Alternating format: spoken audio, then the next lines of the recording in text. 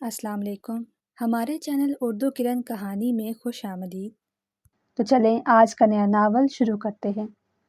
Khan house میں سبھی لوگ آغا جان کے کمرے میں موجود تھے کیونکہ آج ایک بہت اہم فیصلہ ہونا تھا۔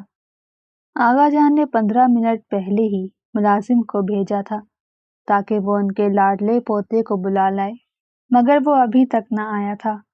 سبھی لوگ قدیر خان کا انتظار کر رہے تھے کیونکہ آج کے فیصلے کا سارا دارومدار اسی پر ہی تھا۔ اگلے ہی لمحے وہ اندر آتا دکھائی دیا، سفید ٹی شرٹ کے نیچے بلو جینز اور ماتھے پہ بکھرے بالوں کے ساتھ وہ کوئی ہیرو لگ رہا تھا۔ آؤ قدیر پتر، ہم سب تمہارا ہی انتظار کر رہے تھے۔ پوتے کو دیکھ کر یاسین خان سیدھے ہو بیٹھے۔ آغا جان، آپ نے مجھے اس وقت کیوں بلایا ہے؟ آپ تو جانتے ہیں یہ میرے سونے کا وقت ہے۔ وہ بے تکلفی کے ساتھ آغا جان سے بات کر رہا تھا کیونکہ اس کے اپنے دادا سے بڑی بنتی تھی، مگر اس کی یہ بے تکلفی شاہد خان کو بالکل بھی پسند نہ تھی۔ وہ ابھی بیٹے کی طرف گھورنے لگے تھے، جیسے کہہ رہے ہوں کہ تمیز سے بات کرو۔ باپ کی آنکھوں میں غصہ وہ بھی دیکھ چکا تھا، اس لیے ہی سیدھا ہو کر کھڑا ہو گیا۔ بیٹا، ہمیں تم سے ایک بہت ضروری بات کرنی ہے۔ یاسین خان یہ کہتے ساتھ اسے ہاتھ کے اشارے سے اپنی طرف بلانے لگے تو وہ ان کے ساتھ جا کر صوفے پر بیٹھ گیا۔ وہ بالکل اپنے دادا کی فوٹو کاپی تھا۔ ان کے خاندان میں سبھی لوگ یہی کہتے تھے کہ وہ یاسین خان پر گیا ہے، کہ وہ بھی اپنی جوانی میں بالکل اسی طرح ہی بے باک اور نڈر ہوا کرتے تھے، مگر اب بڑھاپے نے ان کی کمر توڑ کر رکھ دی تھی۔ بڑھاپے کے ساتھ ساتھ انہیں اپنی بیٹی اور داماد کے گزر جانے کا بھی دکھ نڈھال کیے جا رہا تھا۔ آج سے تقریباً 6 ماہ پہلے ہی ان کی اکلوتی بیٹی اور داماد کا ایک روڈ ایکسیڈنٹ میں انتقال ہو گیا۔ تب سے ان کی نواسی ان کے ساتھ حویلی میں ہی رہتی تھی۔ خان حویلی پورے گاؤں میں مشہور تھی کیونکہ اس گاؤں میں ان کی حویلی کے مقابلے کا کوئی بھی گھر نہ تھا اور وہ حیثیت میں بھی زیادہ تھے، لیکن پھر بھی زندگی میں کبھی بھی یاسین خان اور ان کے بیٹوں نے اپنی دولت کی دھونس گاؤں کے لوگوں پر نہ جمائی تھی۔ اسی لیے ہی سارا گاؤں خان حویلی اور اس میں رہنے والے لوگوں پر جان مارتا تھا۔ جی آغا جان، کہیے کیا بات ہے؟ وہ سوالیہ نظروں سے ان کی طرف دیکھنے لگا کیونکہ اسے کچھ بھی معلوم نہ تھا۔ بیٹا، بات دراصل یہ ہے، میں چاہتا ہوں کہ تمہاری شادی ماجبین کے ساتھ کر دی جائے۔ وہ تحمل کے ساتھ پوتے کو ساری بات سمجھا رہے تھے کیونکہ وہ چاہتے تھے کہ اس کے منہ سے صرف اقرار ہی نکلے، مگر وہ یہ نہ جانتے تھے کہ ان کی تحمل مزاجی بھی کسی کام نہ آئے گی، کیونکہ وہ تو پہلے ہی ایک لڑکی پر دل ہار بیٹھا تھا، اور وہ ماجبین نہیں بلکہ اس کی کالج کی ہی دوست تھی۔ مگر آج تک قدیر خان نے کسی کو بھی اس بارے میں نہ بتایا تھا کیونکہ ابھی وہ پڑھ رہا تھا۔ وہ چاہتا تھا کہ پڑھائی مکمل کرنے کے بعد ہی سب کو اپنے فیصلے سے آگاہ کرے، مگر وہ یہ نہ جانتا تھا کہ اس کے بتانے سے پہلے ہی اسے ایک اور فیصلہ سنا دیا جائے گا۔ آغا جان، آپ یہ کیسی باتیں کر رہے ہیں؟ میں کیسے ماجبین سے شادی کر سکتا ہوں؟ یاسین خان کی بات پر وہ تو ہتھے سے ہی اکھڑ گیا کیونکہ اسے بالکل بھی امید نہ تھی کہ وہ اس سے ایسی بات کرنے والے ہیں۔ بیٹا، اس میں کیا برائی ہے؟ ماجبین گھر کی بچی ہے، اگر گھر میں ہی رہ جائے گی تو اس سے اچھا اور کیا ہوگا؟ یاسین خان بھی پوتے کی بات پر حیران ہوئے تھے۔ وہ تو سمجھ رہے تھے کہ اسے کوئی اعتراض نہ ہوگا کیونکہ آج تک اس نے ان کی کسی بات پر کوئی اعتراض نہ کیا تھا۔ وہ بچپن سے ہی اپنے دادا کی ہر بات مانتا آیا تھا، مگر وہ یہ بات نہ مان سکتا تھا۔ دادا جان، میں نے یہ نہیں کہا کہ ماجبین اچھی لڑکی نہیں ہے، مگر پھر بھی میں اس سے شادی نہیں کر سکتا کیونکہ میں تو… وہ بس اتنا ہی کہہ پایا اور اس کے اگلے الفاظ اس کے منہ میں ہی دم توڑ گئے۔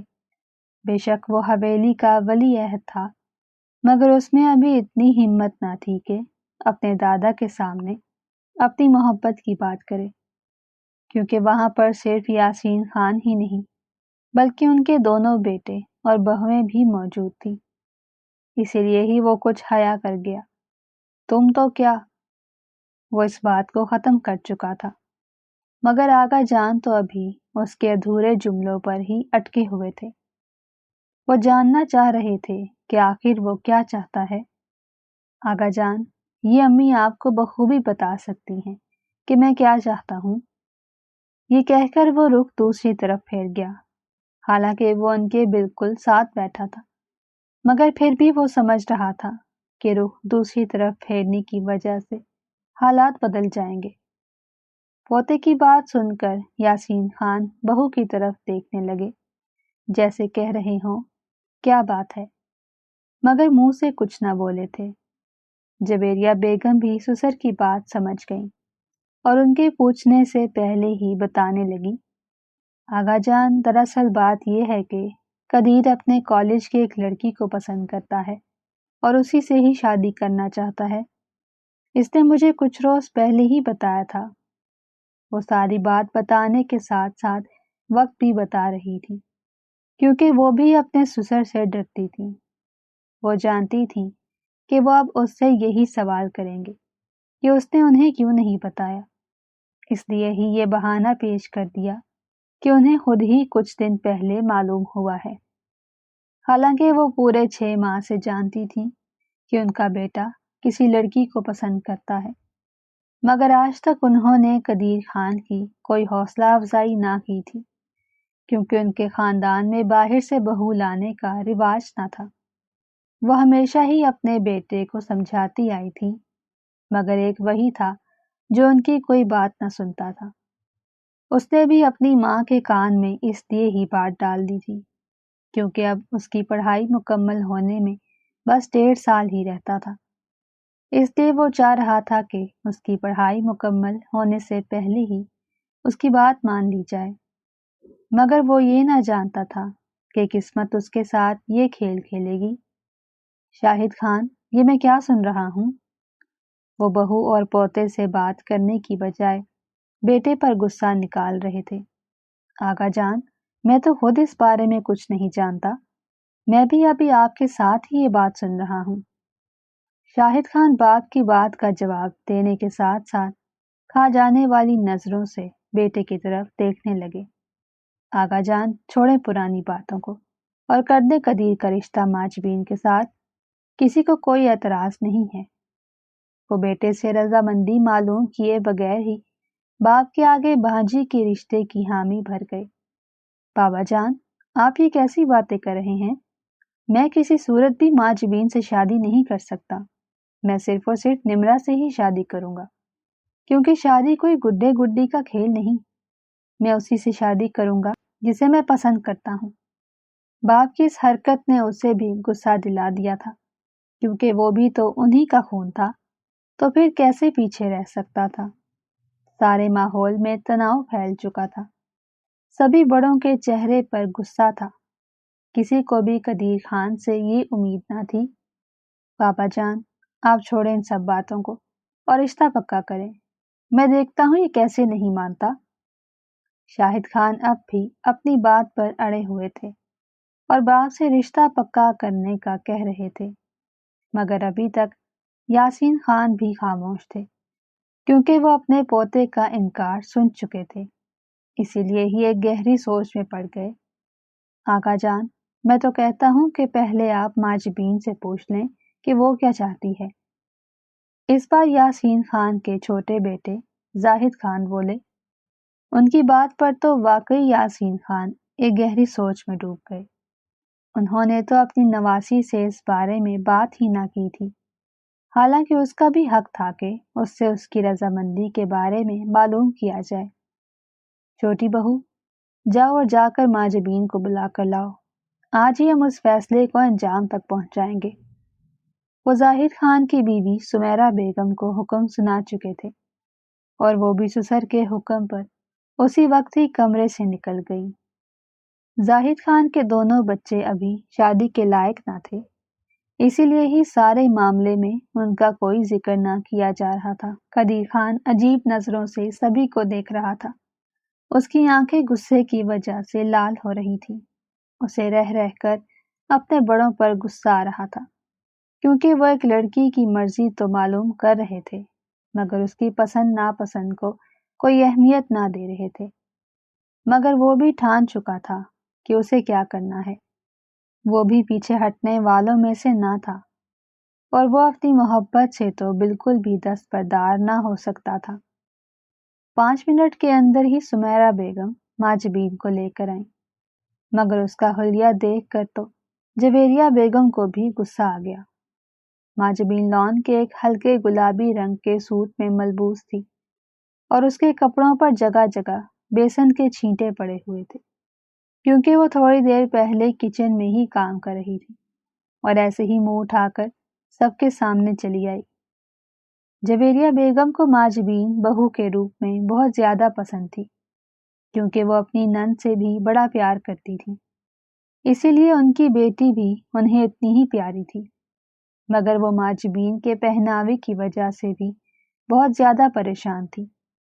وہ بالکل بھی اپنا خیال نہ رکھتی تھی، ہر وقت ہی گھر کے کاموں میں لگی رہتی۔ حالانکہ حویلی میں بہت زیادہ ملازمین تھے، مگر پھر بھی وہ اپنے ہاتھ سے سارے کام کرتی، کیونکہ اسے کام کرنا پسند تھا۔ جویریہ بیگم عجیب نظروں سے اسے گھورنے لگی تھی، جیسے کہہ رہی ہوں کہ آنے سے پہلے حلیہ تو ٹھیک کر لیا ہوتا۔ وہ جانتی تھیں کہ ان کا بیٹا اسے اس لیے ہی پسند نہیں کرتا کیونکہ وہ خود پر بالکل بھی توجہ نہیں دیتی تھی، حالانکہ وہ بہت ہی خوبصورت تھی، مگر توجہ نہ ملنے کی وجہ سے اس کی خوبصورتی بھی ماند پڑ گئی تھی۔ ماجبین آتے ساتھ ہی سب کو سوالیہ نظروں سے گھورنے لگی، کیونکہ وہ بھی اس بارے میں کچھ نہیں جانتی تھی۔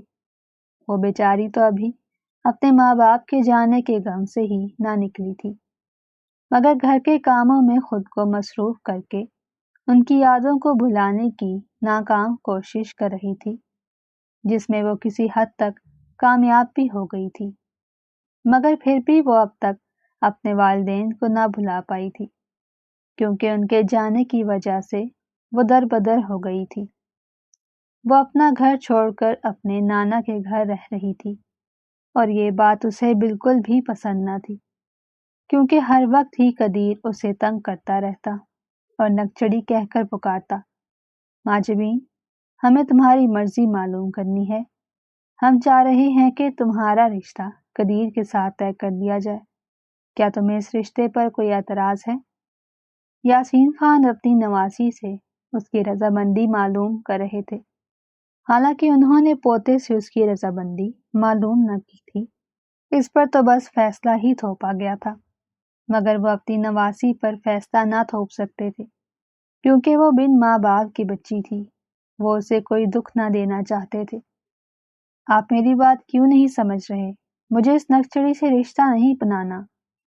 سوال ماجبین سے کیا گیا تھا، مگر جواب تو کوئی اور ہی دے رہا تھا، کیونکہ قدیر خان کا یہی پلان تھا۔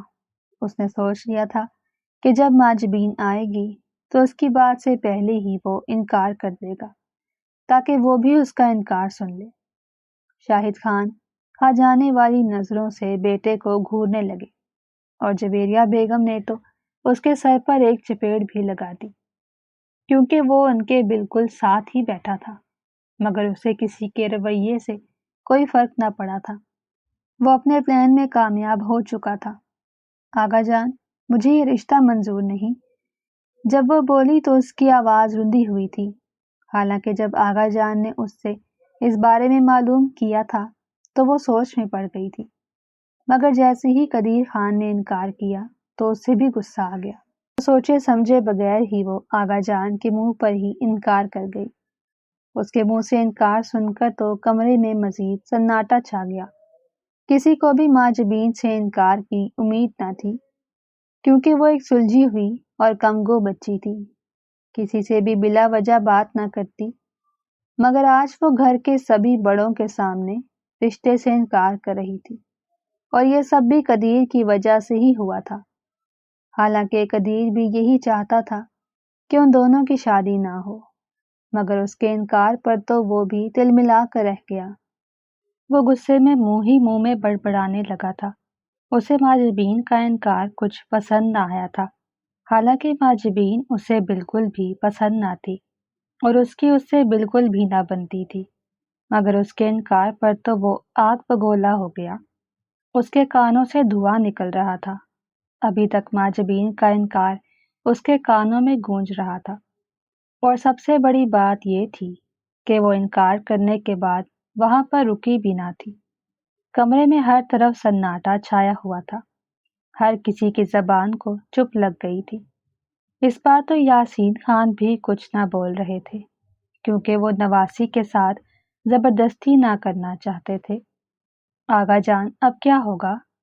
زاہد خان سوالیہ نظروں سے باغ کی طرف دیکھنے لگے، مگر یاسین خان نے ان کی بات کا جواب نہ دیا، کیونکہ ان کے پاس کوئی جواب ہی نہ تھا۔ وہ تو خود ہی سوچ میں پڑ گئے تھے کہ آخر اب کیا کیا جائے۔ وہ اپنی نواسی کو اپنی آنکھوں سے دور نہ رکھنا چاہتے تھے، اسی لیے گھر میں ہی اس کے لیے رشتے کا انتظام کر دیا تھا، مگر اب تو سارا معاملہ ہی الٹ ہو گیا تھا۔ آغا جان آپ بالکل بھی پریشان نہ ہوں، اور ماجبین کا معاملہ تو آپ مجھ پر چھوڑ دیں، میں اسے سمجھاؤں گی تو وہ سمجھ جائے گی۔ وہ بیچاری بچی ہے، اسی لیے ہی بس جلد بازی میں منہ سے غلط بات نکل گئی ہوگی۔ جویریہ بیگم سسر کو تسلی دینے لگی تھی، کیونکہ وہ ماجبین کو ہی اپنی بہو کے روپ میں دیکھنا چاہتی تھی۔ انہیں تو بیٹے کی کوئی پرواہ ہی نہ تھی کہ وہ اسے پسند کرتا بھی ہے یا نہیں۔ تو پھر ٹھیک ہے، آج طے ہوا کہ قدیر خان کی منگ ماجبین ہی ہے۔ بہو کی تسلی پر وہ بھی اپنا فیصلہ سنا گئے، حالانکہ وہ پوتے کا انکار سن چکے تھے، مگر پھر بھی فیصلہ سنانے میں ذرا بھی دیر نہ کی تھی، کیونکہ آنکھوں ہی آنکھوں میں شاہد خان نے انہیں اشارہ کر دیا تھا کہ وہ اسے سمجھا لیں گے۔ آغا جان آپ میرے ساتھ ایسا نہیں کر سکتے، میں کسی صورت بھی ماجبین سے شادی نہ کروں گا۔ اگر آپ نے میرے ساتھ زبردستی کی تو میں شہر چلا جاؤں گا۔ آغا جان کے فیصلے نے اس کے 14 طبق روشن کر دیے تھے، اسی لیے ہی وہ اتنی سخت بات کہہ گیا، حالانکہ وہ جانتا تھا کہ وہ گاؤں چھوڑ کر نہیں جا سکتا، کیونکہ گاؤں میں اس کی زندگی کے 26 سال گزرے تھے۔ وہ تو بڑی مشکل سے ہی شہر میں اپنی پڑھائی مکمل کر رہا تھا، اور ہفتے میں ایک چکر تو ضرور ہی گاؤں کا لگا لیا کرتا تھا، کیونکہ اس کا شہر میں دل نہ لگتا تھا۔ اسے گاؤں کی آب و ہوا بہت پسند تھی۔ پڑھائی کی مجبوری میں ہی اسے شہر رہنا پڑ رہا تھا، مگر اب اس کی یہ مجبوری بھی ختم ہونے والی تھی، کیونکہ اس کی ڈگری میں 8-9 ماہ ہی رہتے تھے۔ قدیر ہم تمہارے منہ سے دوبارہ انکار نہ سنیں، اگر تم نے انکار کیا تو ہم تمہیں ساری جائیداد سے آگ کر دیں گے۔ پوتے کی بات پر آغا جان کو بھی غصہ آ گیا تھا۔ وہ بھی غصے میں اسی کی طرح سخت فیصلہ کر چکے تھے۔ آغا جان سے اسے اس بات کی امید نہ تھی۔ وہ کیسے حویلی سے دستبردار ہو سکتا تھا؟ وہ اس حویلی کا ولی عہد تھا۔ آغا جان آپ میرے ساتھ ایسا نہیں کر سکتے۔ یہ کہہ کر وہ خاموش ہو گیا، کیونکہ وہ اب اس لائف سٹائل کا عادی ہو گیا تھا۔ وہ یہ عیش و عشرت چھوڑ کر بالکل بھی نہ جا سکتا تھا۔ یہاں پر تو اسے کسی چیز کی بھی کمی نہ تھی، اور وہ اچھے طریقے سے جانتا تھا کہ اگر اسے حویلی سے نکال دیا گیا تو وہ پائی پائی کا محتاج ہو جائے گا، کیونکہ وہ ابھی خود کمانے کے لائق نہ ہوا تھا۔ بیٹا اگر تم نے ہماری بات نہ مانی تو ہمیں یہ سخت فیصلہ کرنا ہی پڑے گا، اس لیے ہی تم سے کہہ رہا ہوں کہ اپنے فیصلے پر نظر ثانی کرو۔ اب آغا جان اسے پیار سے سمجھانے لگے تھے، کیونکہ وہ جانتے تھے کہ وہ حویلی چھوڑ کر نہیں جا سکتا۔ ان کی بات پر قدیر خان خاموش ہی رہا، کیونکہ اتنی جلدی وہ فیصلہ نہ کر سکتا تھا، اور وہ اپنی محبت سے تو بالکل ہی دستبردار نہ ہو سکتا تھا۔ نمرا اس کی پہلی اور آخری محبت تھی، جسے اس نے ٹوٹ کر چاہا تھا، آغا جان مجھے کچھ دن کا وقت چاہیے۔ وہ بھی اب تحمل مزاجی کا مظاہرہ کر رہا تھا کیونکہ اس کے ذہن میں کوئی اور ہی پلان بن چکا تھا۔ ٹھیک ہے، تو پھر ہم تمہیں پورے 1 مہینے کا وقت دیتے ہیں اور ہم امید کرتے ہیں کہ اس کے بعد فیصلہ ہمارے حق میں ہی ہوگا۔ وہ وقت دینے کے ساتھ ساتھ اسے تنبیہ بھی کر گئے کہ وہ اس کا انکار بالکل بھی نہیں سننا چاہتے۔ ایک ایک کر کے سبھی لوگ آغا جان کے کمرے سے نکل گئے۔ قدیر خان بھی ان کے کمرے سے نکل کر اپنے کمرے میں آ چکا تھا۔ اس کا دماغ پھٹ رہا تھا۔ اس نے آغا جان سے وقت تو مانگ لیا تھا مگر اس کی سمجھ میں کچھ نہ آ رہا تھا کہ وہ 1 مہینے میں کیا ہی کر لے گا۔ وہ کسی صورت بھی ماجبین سے شادی نہیں کرنا چاہتا تھا۔ اچانک سے اسے ایک ترکیب سوجھی اور وہ اپنے کمرے سے نکل گیا۔ وہ تیز تیز قدموں کے ساتھ چلتا ہوا ماجبین کے کمرے تک آ گیا تھا اور زور زور سے دروازہ بھی بجانے لگا۔ وہ بیچاری جو سو چکی تھی کیونکہ اب رات کے 11 بج رہے تھے، اس شور کی وجہ سے جلدی سے بستر سے اٹھ کر دروازہ کھولنے پہنچ گئی کیونکہ اسے امید نہ تھی کہ باہر قدیر خان بھی ہو سکتا ہے۔ مگر جیسے ہی اس نے دروازہ کھولا تو باہر کھڑے قدیر خان کو دیکھ کر حیران رہ گئی۔ اس سے پہلے کہ وہ اس سے اس کے آنے کی وجہ پوچھتی، وہ دندناتا ہوا اس کے کمرے میں آ گیا اور کنڈی بھی لگا دی۔ میں تم سے کسی صورت بھی شادی نہ کروں گا، اسی لیے ہی پہلے تم سے کہہ رہا ہوں کہ میرے سپنے دیکھنا چھوڑ دو۔ وہ اس کے دونوں ہاتھوں کو دیوار پر پن کیے ہوئے بس بولے جا رہا تھا، حالانکہ وہ اس کا انکار سن چکا تھا، مگر پھر بھی پاگلوں کی طرح کہے جا رہا تھا کہ وہ اس سے شادی نہیں کرنا چاہتا۔ مجھے لگتا ہے آپ نے میرا انکار صحیح سے سنا نہیں ہے۔ چلے کوئی بات نہیں، میں پھر سے اپنی بات دہرا دیتی ہوں۔ ویسے مجھے بات دہرانے کی عادت تو نہیں، مگر آپ بھی کیا یاد کریں گے۔ وہ بھی اس سے اسی کی ٹون میں بات کرنے لگی کیونکہ وہ بھی ایک خانزادی تھی۔ اس کی بات پر تو وہ تلملا کر رہ گیا۔ ایک ہاتھ سے اس کا منہ دبوچ لیا اور دوسرے ہاتھ سے اس کے دونوں ہاتھوں کو دیوار پر پن کیے ہوئے تھا۔ وہ درد سے کراہنے لگی۔ وہ معصوم سی لڑکی اپنے منہ پر اتنا زیادہ دباؤ برداشت نہ کر سکتی تھی۔ درد کی وجہ سے اس کی آنکھیں بھی نم ہونے لگی۔ اب بتاؤ کیا کہنا چاہ رہی تھی تم؟ وہ غصے سے ایک ایک لفظ چبا چبا کر ادا کر رہا تھا۔ وہ اس کا منہ دبوچے کھڑا تھا اور کہہ رہا تھا کہ وہ اس سے بات کرے، مگر وہ بیچاری تو منہ ہی نہ کھول سکتی تھی کیونکہ اس کا منہ اس کی گرفت میں تھا۔ وہ نم آنکھوں کے ساتھ اس کی آنکھوں میں دیکھنے لگی۔ 1 منٹ کے لیے تو وہ بھی لرز گیا کیونکہ اس کی آنکھوں میں ایک عجیب سی اداسی تھی۔ فوراً سے اس نے اس کے چہرے کو اپنی گرفت سے آزاد کر دیا۔ میں مر کر بھی آپ سے شادی نہیں کروں گی، اسی لیے اب میری جان چھوڑ دیں اور نکل جائیں میرے کمرے سے۔ وہ بھی شیرنی تھی، اس کی گرفت سے آزاد ہوتے ہی پھٹ پڑی۔ اس کی بات سن کر تو وہ غصے سے ہی پاگل ہو گیا۔ بے شک وہ اس سے شادی نہ کرنا چاہتا تھا، مگر جب جب وہ اس کے منہ سے انکار سنتا تو اسے اپنی سبکی محسوس ہوتی۔ اس بار اس کی بات پر وہ بھی کچھ نہ کہہ پایا اور لمبے لمبے ڈگ بھرتا اس کے کمرے سے باہر نکل آیا، مگر اس بار وہ اپنے کمرے میں نہ گیا بلکہ حویلی سے ہی باہر نکل گیا۔ وہ حویلی کے لان میں ننگے پاؤں ادھر سے ادھر ٹہل رہا تھا۔ اس کا دماغ پھٹ رہا تھا۔ وہ کوئی بھی فیصلہ نہ لے پا رہا تھا۔ اسے کل ہی شہر واپس جانا تھا کیونکہ اس کی چھٹیاں اب ختم ہو چکی تھی۔ وہ 1 مہینے سے ہی حویلی میں تھا۔ کچھ دیر تو وہ یوں ہی ننگے پاؤں گھاس پر چلتا رہا، پھر جوتا پاؤں میں پہن کر حویلی کے اندر آ گیا اور تیز تیز قدموں کے ساتھ سیڑھیاں پھلانگتے ہوئے اپنے کمرے میں پہنچ گیا۔ وہ سونے کی پوری کوشش کر رہا تھا مگر اس کی نیند تو کہیں اڑ چکی تھی۔ ماجبین کے انکار نے اس کے غصے کو مزید ہوا دے دی تھی۔ کتنی دیر وہ یہی سوچتا رہا کہ اب وہ کیا کرے گا۔ پھر نیند کی دیوی اس پر مہربان ہو گئی اور وہ نیند کی میٹھی وادیوں میں کھو گیا۔ صبح اس کی نیند دیر سے کھلی کیونکہ وہ بہت زیادہ ٹینشن کی وجہ سے رات دیر سے سویا تھا۔ وہ فریش ہونے کے بعد ناشتہ کرنے کے لیے نیچے نہ گیا، بلکہ الماری سے کپڑے نکال کر اپنے بیگ میں بھرنے لگا۔ 10 منٹ کے اندر ہی وہ بیگ تیار کر چکا تھا۔ وہ بیگ سمیت ہی جب نیچے آیا تو سبھی لوگ اسے دیکھ کر حیران رہ گئے۔ قدیر، تم کہاں جا رہے ہو؟ ناشتہ نہیں کرنا کیا؟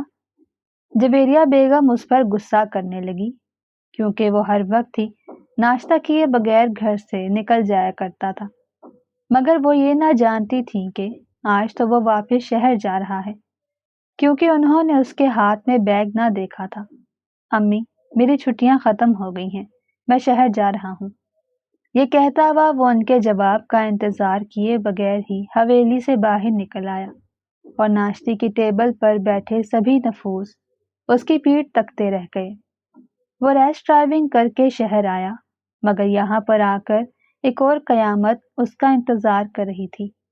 اس کے ایک دوست نے بتایا کہ اس کی محبت یعنی نمرا نے کالج کے ایک لڑکے کو پرپوز کیا ہے۔ یہ سن کر تو وہ غصے سے پاگل ہو گیا اور دندناتا ہوا لڑکیوں کے گروپ کی طرف پہنچ گیا، جہاں پر نمرا بھی بیٹھی تھی۔ اسے نمرا سے یہ امید نہ تھی، مگر اس کے دوست نے اسے ساری حقیقت ہی بتا دی کہ نمرا ایک دھوکے باز لڑکی ہے۔ وہ کچھ عرصہ ہی بڑی مشکل سے ایک لڑکے کے ساتھ ٹکتی تھی، اور اس کے بعد کسی دوسرے کو اپنی محبت کا اسیر بنا لیتی۔ اس بار اس نے انہی کے کلاس فیلو احمد پر اپنی محبت کا جال ڈالا۔ وہ بھی قدیر کی طرح اس کی محبت میں پھنس چکا تھا۔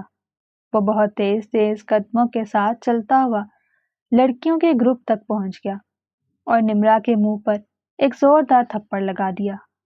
میں نہیں جانتا تھا کہ تم اتنی گھٹیا ہوگی، مگر آج مجھے تمہاری ساری اصلیت معلوم ہو چکی ہے۔ میں تو تم جیسی لڑکیوں پر تھوکتا بھی نہیں۔ میں نے تو تمہیں دل سے چاہا تھا، کیونکہ میں تمہاری فطرت سے واقف نہ تھا، مگر اب میں مزید اس دھوکے میں نہیں رہ سکتا۔ آج کے بعد مجھ سے کوئی رابطہ رکھنے کی ضرورت نہیں۔ وہ اس کے منہ پر تھپڑ مارنے کے بعد اب ایک لمبی تقریر کر کے وہاں سے واپس پلٹ آیا اور پھر گاڑی لے کر یونیورسٹی سے ہی نکل گیا۔ 10 منٹ کے اندر ہی وہ ہاسٹل پہنچ گیا۔ اس نے خود کو کمرے میں بند کر لیا۔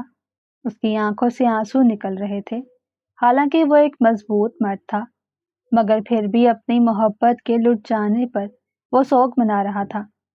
وہ لڑکی جسے اس نے دل و جان سے چاہا تھا اسے دھوکہ دے چکی تھی، اور اس کے حصے رسوائی کے علاوہ اور کچھ بھی نہ آیا تھا، کیونکہ سارا کالج ان کی محبت کے بارے میں جانتا تھا، اور اب سبھی جان گئے تھے کہ نمرا نے احمد کو پرپوز کر دیا ہے۔ کچھ دیر تو وہ ہاسٹل میں ہی بیٹھا رہا، مگر پھر سے اپنا بیگ لے کر نیچے گاڑی کی طرف آ گیا اور تیز رفتار میں گاڑی سڑک پر دوڑانے لگا۔ گاڑی فراٹے بھرتی ہوئی جا رہی تھی۔ وہ ایک دن بعد ہی گاؤں جانے لگا تھا۔ اسے کچھ علم نہ تھا کہ وہ ایسا کیوں کر رہا ہے، مگر اب وہ شہر میں نہ رہ سکتا تھا۔ پہلے بھی وہ بڑی مشکل سے شہر میں رہتا تھا، اور وہ بھی اپنی پڑھائی اور نمرا کی وجہ سے، مگر اب اس کی ایک وجہ تو ختم ہو چکی تھی، اور دوسری وجہ کے بارے میں اس نے کچھ سوچا ہی نہ تھا۔ ایک لمبی مسافت کے بعد وہ گاؤں پہنچ چکا تھا۔ حویلی کے سبھی لوگ اسے دیکھ کر حیران تھے، کیونکہ وہ تو یہ کہہ کر گیا تھا کہ وہ 1 مہینے بعد ہی واپس آئے گا، مگر اب 1 دن بعد ہی واپس آ گیا تھا۔ کسی سے بات کیے بغیر وہ اپنے کمرے میں آ گیا اور خود کو کمرے میں ہی بند کر لیا۔ اسے آئے ہوئے 2-3 گھنٹے ہو چکے تھے، مگر ابھی تک اس کے پاس کوئی بھی نہ آیا تھا، کیونکہ سبھی نے آتے وقت اس کا غصہ دیکھ لیا تھا۔ کسی کے بلانے کے بغیر ہی وہ شام کے کھانے پر خود ہی کمرے سے باہر نکل آیا۔ سب بڑی خاموشی کے ساتھ کھانا کھا رہے تھے۔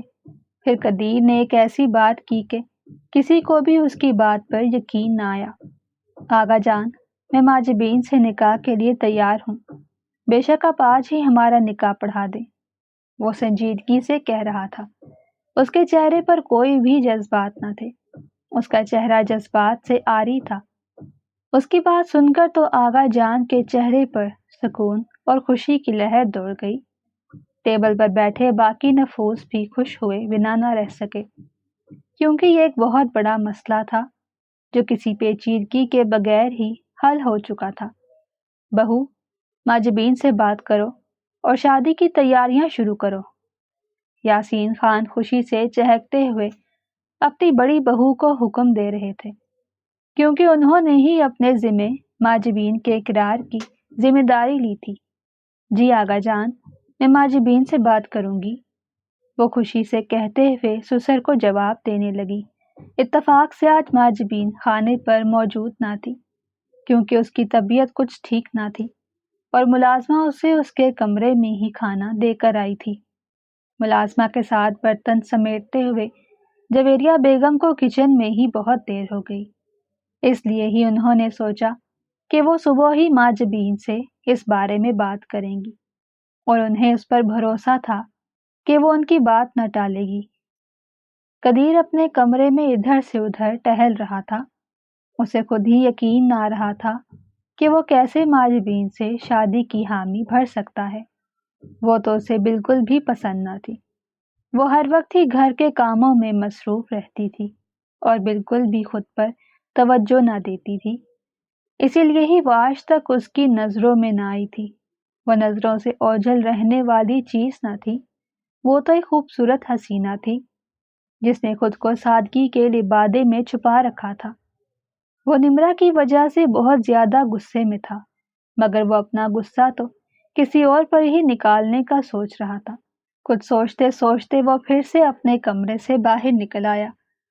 وہ ایک بار پھر سے ماجبین کے کمرے کے باہر کھڑا دستک دے رہا تھا، مگر اس بار اس نے دستک بہت آہستہ سے دی، کیونکہ وہ جانتا تھا کہ اگر وہ زور زور سے دستک دے گا تو وہ سمجھ جائے گی کہ وہ اور کوئی نہیں بلکہ قدیر ہی ہے۔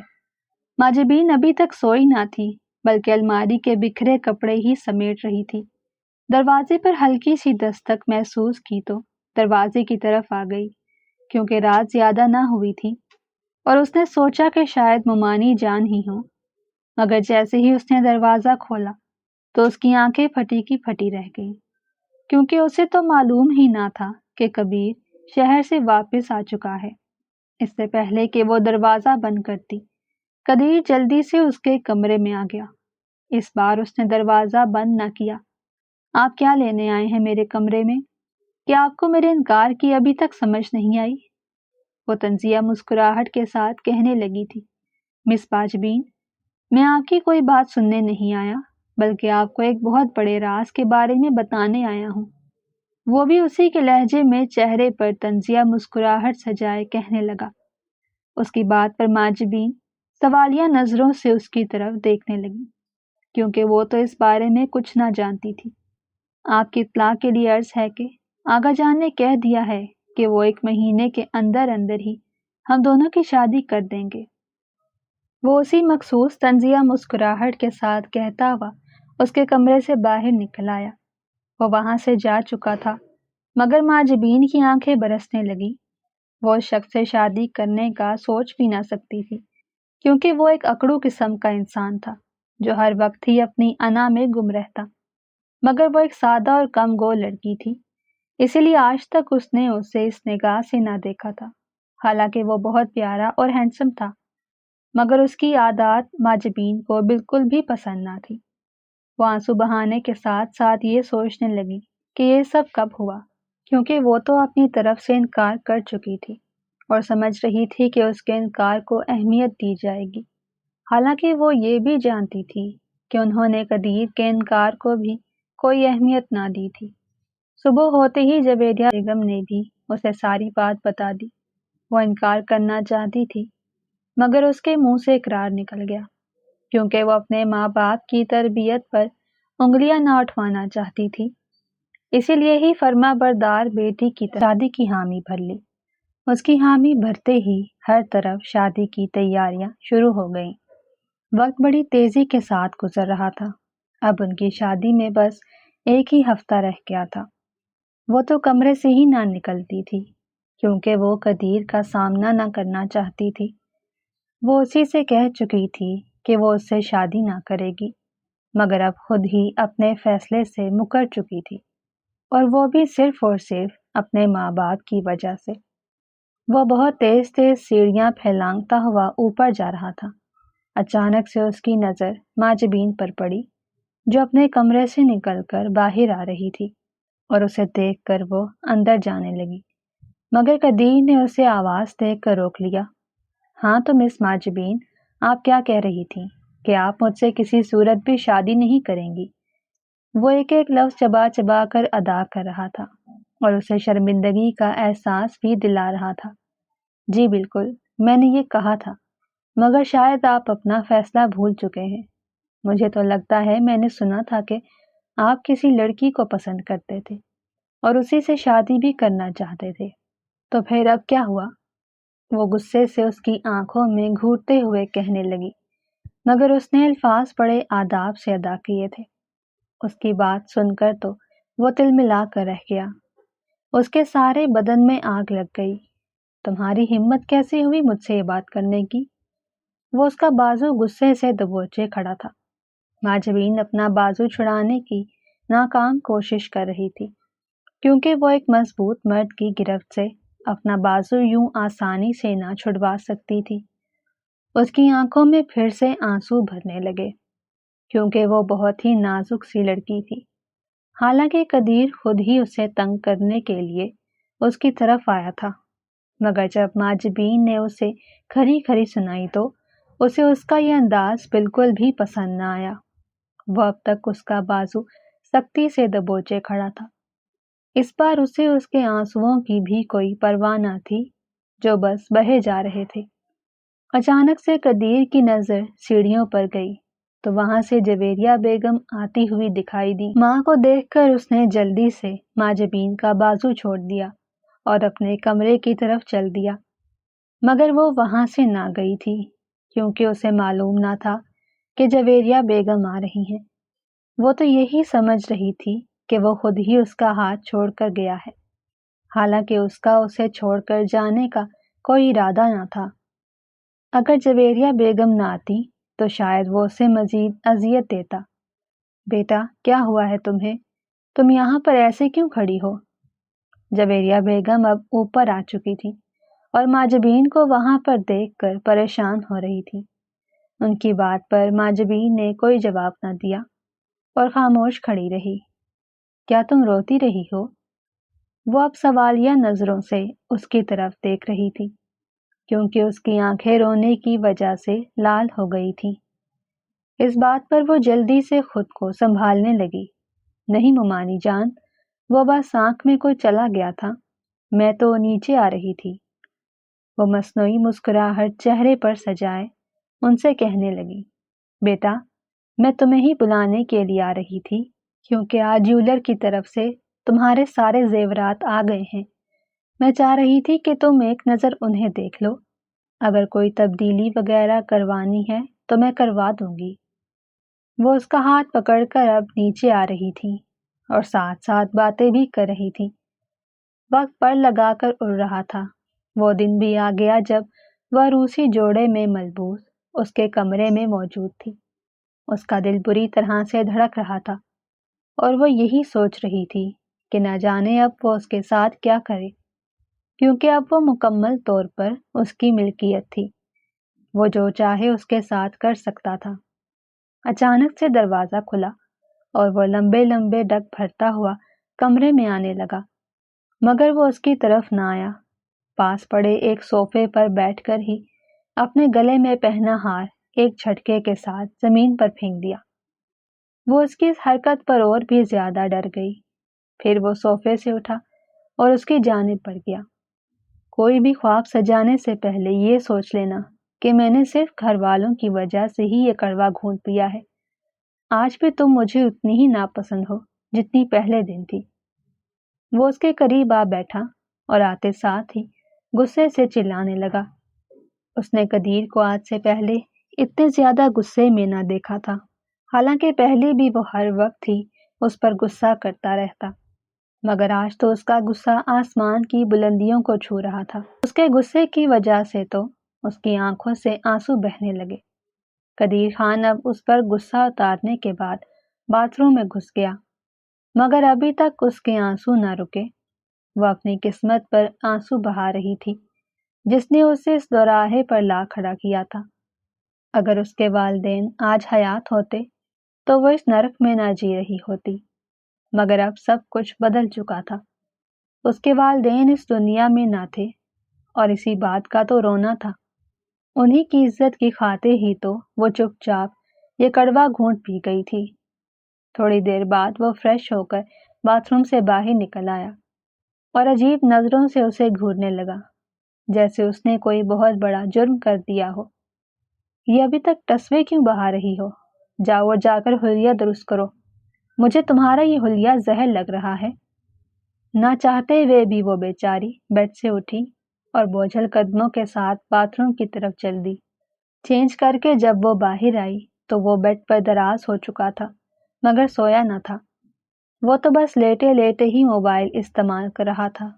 وہ اب ڈریسنگ ٹیبل کے سامنے کھڑی بالوں میں کنگھا کر رہی تھی، کیونکہ پارلر والی نے اس کے بالوں میں بہت زیادہ سوئیاں لگا دی تھی، جس کی وجہ سے اس کے بال چڑیا کا گھونسلہ لگ رہے تھے۔ وہ بڑی مشکل سے اپنے بالوں کو سلجھانے کی کوشش کر رہی تھی، جب ایک بار قدیر خان نے نظر اٹھا کر اس کی طرف دیکھا تو بس دیکھتا ہی رہ گیا۔ اس کی کمر کو چھوتے لمبے گھنے بال کسی کالی گھٹا کا منظر پیش کر رہے تھے۔ وہ اس کی ناگن جیسی زلفوں میں کھو سا گیا، مگر ماجبین اس کی طرف نہ دیکھ رہی تھی، کیونکہ اس کا رخ تو شیشے کی طرف تھا اور اس کی پیٹھ قدیر کی طرف تھی، اسی لیے ہی وہ صرف اس کے بال ہی دیکھ سکتا تھا۔ یہ بال ہی اسے اپنے سحر میں گم کرنے کے لیے کافی تھے۔ وہ کتنی ہی دیر اس کی ناگن جیسی زلفوں کو دیکھتا رہا۔ آج تک تو اس نے نگاہ بھر کے اسے دیکھا ہی نہ تھا، مگر آج جب دیکھا تو اور کسی طرف دیکھ ہی نہ پایا۔ بڑی مشکل سے خود پر قابو کیا اور پھر سے نظر موبائل پر جما دی۔ وہ کمزور نہ پڑنا چاہتا تھا، کیونکہ اب بھی اس کے دل میں نمرا کے لیے محبت موجود تھی، حالانکہ وہ اسے دھوکہ دے چکی تھی، مگر اس نے تو اسے دل سے چاہا تھا، اسی لیے ہی ابھی تک مکمل طور پر اسے اپنے دل سے نکال نہ سکا تھا۔ وہ اب کنگھا دینے کے بعد بیڈ کی طرف آ گئی۔ اس نے ابھی بیڈ پر پہلا گھٹنا ہی رکھا تھا کہ قدیر نے ہاتھ کے اشارے سے اسے روک دیا۔ یہ کیا کر رہی ہو تم میرے ساتھ بیڈ پر نہیں سو سکتی، اگر چاہو تو کمرے سے باہر نکل جاؤ یا پھر زمین پر سو جاؤ۔ وہ جو تھوڑی دیر پہلے اس کے سحر میں کھو گیا تھا، اب اسے ہی کمرے سے باہر نکل جانے کا کہہ رہا تھا۔ وہ بیچاری اس کے کہنے کی وجہ سے بیڈ سے نیچے ہی کھڑی رہ گئی، مگر وہ کمرے سے باہر نہ نکلنا چاہتی تھی، کیونکہ گھر میں کسی کو بھی ان دونوں کے درمیان موجود پیچیدگیوں کی خبر نہ تھی۔ سب تو یہی سمجھ رہے تھے کہ اب وہ دل سے اس رشتے کو قبول کر چکے ہیں۔ پھر وہ دھیمے دھیمے قدموں کے ساتھ الماری کی طرف چل دی اور الماری سے ایک بلینکٹ نکال کر صوفے کی طرف آ گئی۔ وہ صوفے پر دراز ہو گئی اور وہ بلینکٹ بھی اپنے اوپر ڈال لیا، کیونکہ یہ سردیوں کی راتیں تھیں۔ حالانکہ اس نے خود پر بلینکٹ ڈالا ہوا تھا، مگر پھر بھی اسے بہت زیادہ سردی محسوس ہو رہی تھی، کیونکہ موسم ٹھیک نہ تھا۔ باہر ہلکی ہلکی بارش بھی ہو رہی تھی اور سردی معمول سے بڑھ گئی تھی۔ کچھ دیر تو وہ اپنی قسمت پر آنسو بہاتی رہی، مگر پھر اسے سردی کے باوجود بھی نیند آ گئی، کیونکہ وہ سارے دن کی تھکی ہوئی تھی۔ مگر دوسری طرف قدیر ابھی تک نہ سویا تھا۔ اس کا دماغ پھٹ رہا تھا، اس کی سمجھ میں کچھ نہ آ رہا تھا کہ آخر اس کی زندگی کس طرف جا رہی ہے۔ ایک طرف تو وہ نمرا کے دھوکے کی وجہ سے غمگین تھا اور دوسری طرف اس کی شادی ماجبین سے ہو چکی تھی۔ اب وہ ماجبین میں بھی انٹرسٹ لینے لگا تھا، جو وہ نہیں لینا چاہتا تھا، اسی لیے ہی اپنے دماغ پر دباؤ ڈال رہا تھا کہ آخر وہ چاہتا کیا ہے۔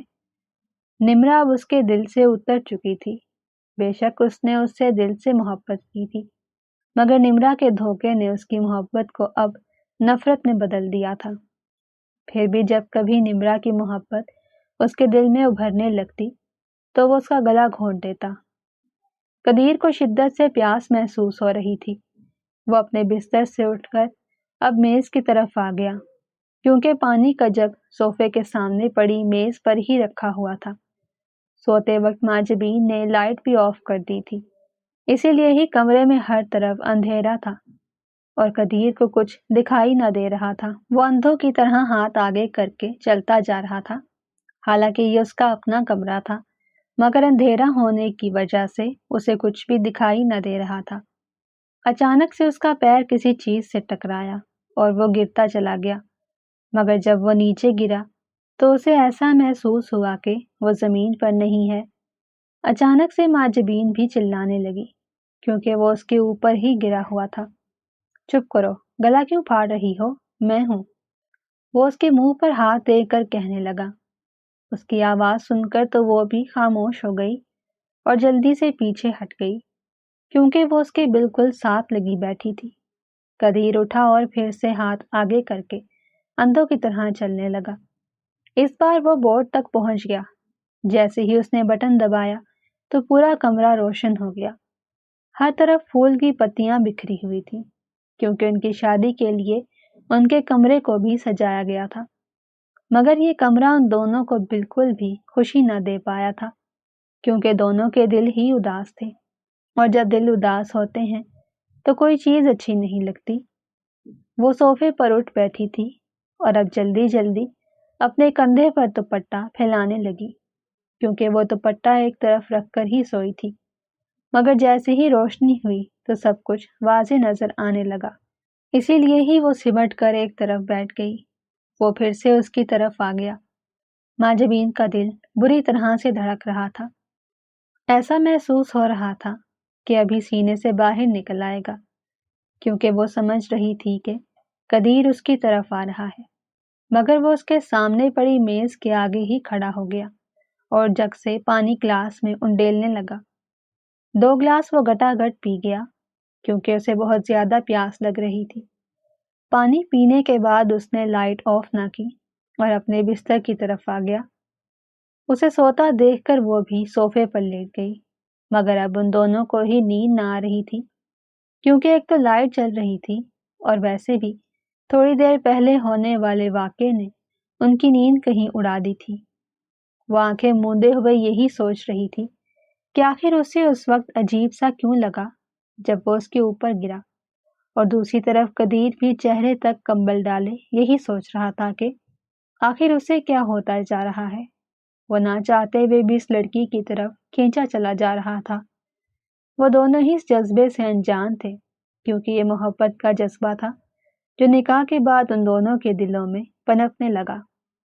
سچ ہی کہتے ہیں کہ نکاح میں بہت طاقت ہوتی ہے۔ نکاح نے ان دونوں کے دلوں کو بھی بدلنا شروع کر دیا تھا، مگر ابھی تک وہ دونوں ہی اس بات سے انکاری تھے۔ صبح سویرے وہ اٹھ کر کمرے سے باہر نکل آئی کیونکہ وہ اس کا سامنا نہ کرنا چاہتی تھی۔ جب وہ اٹھا تو اسے وہاں پر نہ پا کر اسے بہت زیادہ غصہ آیا، مگر پھر فریش ہونے کے بعد وہ بھی کمرے سے باہر نکل آیا، لیکن یہ دیکھ کر وہ حیران رہ گیا کہ وہ ڈائننگ ٹیبل پر بھی موجود نہ تھی۔ پھر وہ کچن سے باہر آتی ہوئی دکھائی دی۔ اس کے ہاتھ میں ایک ٹرے بھی تھی جس میں چائے کی پیالیاں رکھی ہوئی تھی کیونکہ حویلی میں سبھی لوگ ناشتے سے پہلے ہی چائے پیا کرتے تھے۔ اس نے سب کے سامنے ایک ایک پیالی رکھ دی مگر قدیر کے سامنے نہ رکھی اور ٹرے میز پر رکھ کر ایک کرسی سنبھال کر بیٹھ گئی۔ اسے اس کی اس حرکت پر بہت زیادہ غصہ آیا، مگر پھر خود ہی چائے کی پیالی اٹھا کر چائے کے سپ لینے لگا۔ چائے پی کر تو وہ حیران ہی رہ گیا کیونکہ آج تک اس نے اتنے ذائقے والی چائے نہ پی تھی۔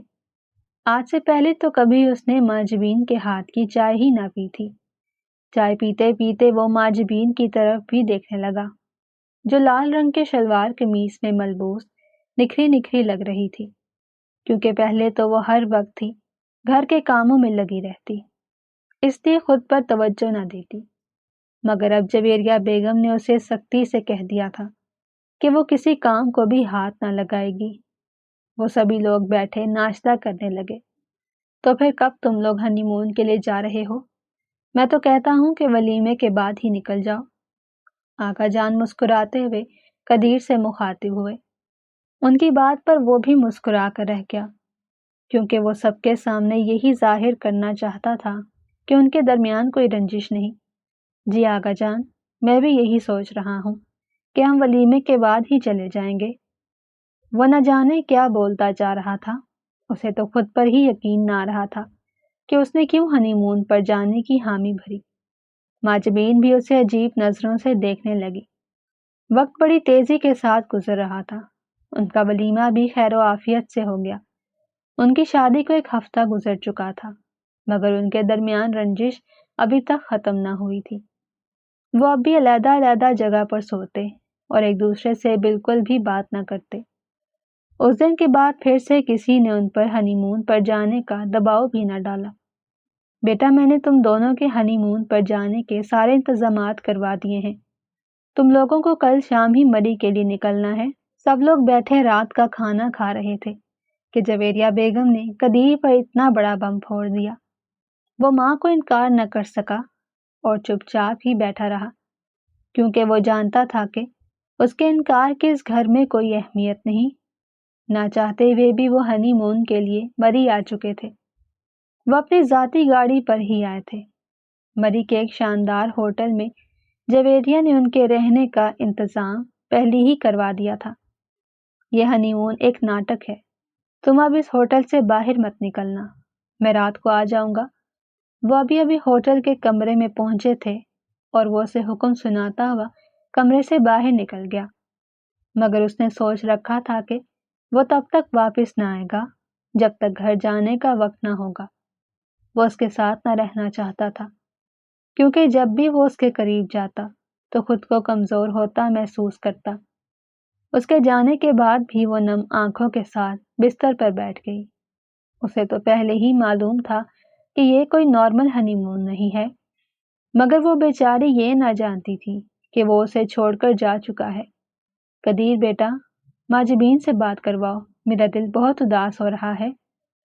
پورے 2 دن بعد جویریہ بیگم کا فون آیا۔ وہ ماجبین سے بات کرنا چاہتی تھی۔ امی، وہ باتھ روم میں ہے، جیسے ہی آتی ہے میں آپ کی بات کرواتا ہوں۔ یہ کہہ کر وہ فون بند کر گیا، کیونکہ وہ زیادہ بات نہ کرنا چاہتا تھا۔ وہ سمجھ رہا تھا کہ اگر اس نے زیادہ بات کی تو وہ اس سے ساری بات ہی اگلوا لیں گے۔ وہ اس دن کے بعد ماجبین کے پاس نہ گیا۔ وہ اس کے ہوٹل سے دور ہی ایک ہوٹل میں رہ رہا تھا۔ ماں کی کال کی تھوڑی دیر بعد ہی آغا جان کی کال آ گئی۔ وہ بھی ماجبین سے بات کرنا چاہ رہے تھے۔ انہیں بھی اس نے کہہ دیا کہ وہ باتھ روم میں ہے، جب نکلے گی تو بات کروا دوں گا۔ فون بند کرنے کے بعد وہ ماجبین کے ہوٹل کی طرف چل دیا، کیونکہ وہ جانتا تھا کہ وہ انہیں زیادہ دیر تک نہیں ٹال سکتا۔ وہ اب اس کے کمرے کے باہر کھڑا دروازہ بجا رہا تھا۔ 1 منٹ کے اندر ہی ماجبین نے دروازہ کھول دیا، مگر جیسے ہی اس نے دروازہ کھولا تو باہر کھڑے قدیر کو دیکھ کر اس کی آنکھوں سے آنسو نکل آئے۔ وہ 2 دن اکیلی رہی تھی۔ زیادہ معصوم بننے کی ضرورت نہیں، میں صرف تمہاری دادا جان سے بات کروانے کے لیے ہی یہاں آیا ہوں۔ اس نے سختی سے اس کا بازو دبوچ کر کہا تو وہ اس کی باہوں میں جھول گئی، کیونکہ وہ 2 دن کی بھوکی تھی۔ جب سے وہ اسے چھوڑ کر گیا تھا وہ کمرے سے باہر نہ نکلی۔ اسے یوں بے ہوش دیکھ کر وہ بہت زیادہ گھبرا گیا اور اسے اپنی باہوں میں بھر کر ہی باہر گاڑی تک لے آیا۔ گاڑی ہوا سے باتیں کرتی ہوئی جا رہی تھی۔ 10 منٹ کے اندر ہی وہ قریبی اسپتال پہنچ گیا۔ ڈاکٹر نے بتایا کہ بھوک کی وجہ سے ہی وہ بے ہوش ہوئی تھی، مگر اب اس کی طبیعت کچھ سنبھل چکی تھی، کیونکہ ڈاکٹر نے ڈرپس وغیرہ لگائیں۔ 2-3 گھنٹے تو اسے ہوش ہی نہ آیا، مگر جب اسے ہوش آیا تو وہ خود کو ہسپتال میں دیکھ کر حیران رہ گئی۔ قدیر اس کے سرہانے ہی کھڑا تھا۔ جیسے ہی ماجبین نے اس کی طرف دیکھا تو اسے اپنی بصارت پر ہی یقین نہ آیا۔